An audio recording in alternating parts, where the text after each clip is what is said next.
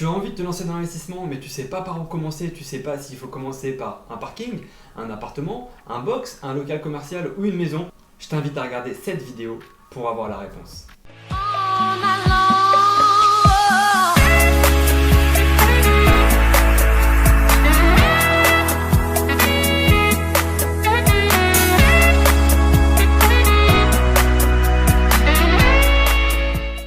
Dans cette vidéo, on va donc comparer différents types de biens en fonction de critères. Pour ma part, c'est les critères que j'applique, que je m'applique avant de choisir un bien. Ces 5 critères sont les suivants.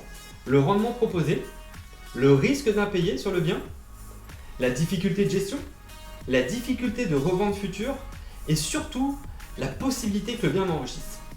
Sur ces critères, je vais mettre une note qui va de 1 à 5. En gros, 1 c'est la plus petite note et 5 forcément c'est la meilleure note, donc mon bien a plus de chances de.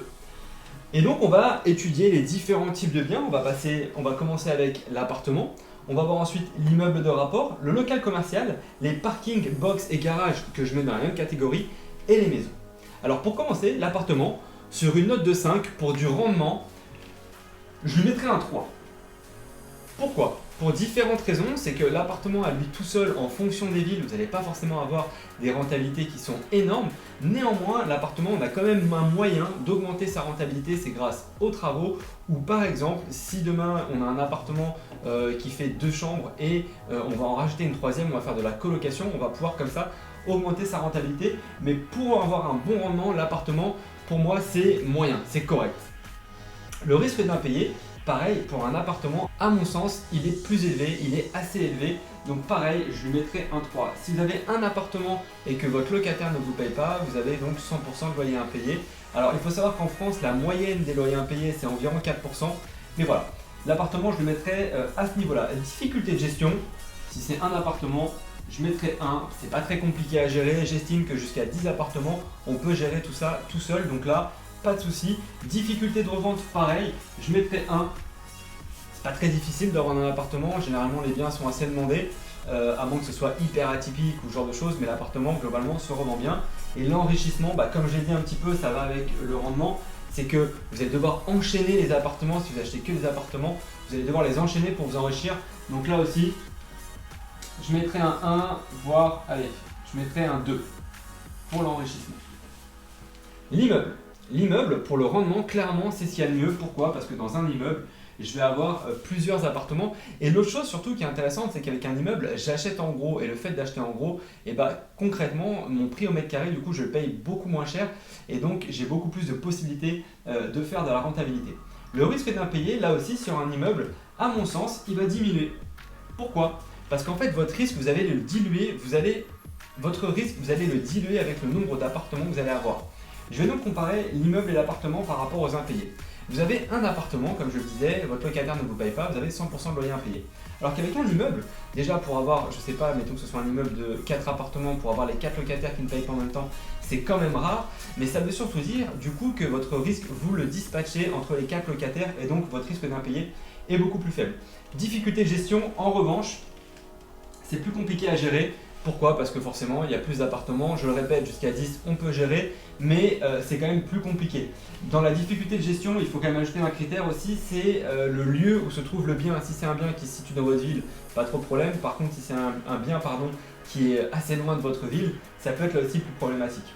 Difficulté de revente, pareil, c'est quand même plus compliqué à revendre un immeuble entier. Après attention, on peut aussi faire de la découpe et revendre finalement appartement par appartement. L'immeuble, quand vous allez le revendre, si vous revendez vraiment tout l'immeuble, vous allez vous adresser à des investisseurs. Donc là aussi, les investisseurs sont plus rares. Et l'enrichissement, en revanche, avec un immeuble et plusieurs, on s'enrichit beaucoup plus vite. Le local commercial, les rendements là aussi vont être assez intéressants. Je situe ça un tout petit peu au-dessus de l'appartement. Généralement, le local commercial, ça se loue relativement bien. À condition d'avoir de la demande et d'avoir effectivement des professionnels qui peuvent vous le louer, mais les loyers vont être un petit peu plus élevés. Risque d'impayé, pareil, ça reste dans la moyenne, ça va être un peu comme l'appartement, mais l'intérêt du local commercial, c'est que s'il faut sortir le locataire, c'est beaucoup plus simple. S'il faut sortir la personne qui vous loue le bien. Difficulté de gestion, pareil, c'est comme l'appartement. Ça se loue, si c'est un local commercial tout seul, c'est pas compliqué du tout à gérer. Difficulté de revente, en revanche, là aussi c'est quand même plus compliqué de trouver des acheteurs pour un local commercial. Donc attention à ça. Et l'enrichissement, là aussi, du coup, c'est un peu comme l'appartement. Allez, on va mettre un 3, c'est un tout petit peu supérieur. Les parkings, les garages, les box, donc généralement, là c'est plus compliqué. On va mettre un 1 en gros. Alors on peut avoir du rendement là-dessus, en réalité. On peut avoir de la rentabilité, mais en réalité c'est sur l'enrichissement où là on va être à 0,5. L'enrichissement avec ce genre de bien, c'est pas intéressant, il va falloir en accumuler pour commencer déjà à vous dégager un cash flow qui soit intéressant. Risque d'impayé, pareil, il est relativement faible. Difficulté de gestion, pareil, c'est pas très compliqué. Et difficulté de revente, ça se revend très bien, très facilement. Donc pour tous ces points-là, et c'est d'ailleurs pour ça qu'on a finalement cet enrichissement qui est tout petit, c'est que pour tous les autres points, vous voyez, le parking, le box et le garage, c'est pas ce qu'il y a de plus intéressant. La maison, les rendements vont être un petit peu inférieurs par rapport à l'appartement. Les risques d'impayés, ça va être à peu près pareil. La difficulté de gestion, là aussi, c'est pareil. Difficulté de revente, la maison, ça se revend un petit peu moins bien. On va se dire, allez, on va se mettre à un 2,5 pour la difficulté de gestion. Et pour l'enrichissement, là aussi, on se met 1,2. Donc voilà, déjà ça, quand vous maîtrisez ce type de tableau, ce type de, ok, quel type de bien, pourquoi tel type de bien, quels sont les avantages, déjà vous faites un grand pas. Ce qu'il faut comprendre surtout à travers tout ça, pourquoi pour ma part je pars directement sur des immeubles, c'est que moi j'ai envie d'aller vite, j'ai envie d'aller fort, et concrètement, un processus d'achat, que ce soit pour un parking, un appartement, un immeuble, peu importe, restera toujours le même, ça sera toujours aussi long, ça sera la même durée.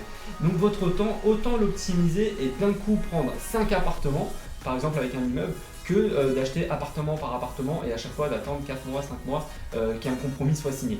Donc voilà pourquoi je recommande l'immeuble. Maintenant on le voit, hein, attention, là aussi en fonction de chacun, si vous êtes conditionné parce que vous avez peur de ne jamais être payé, vous avez peur, je sais pas, de la difficulté de gestion, etc.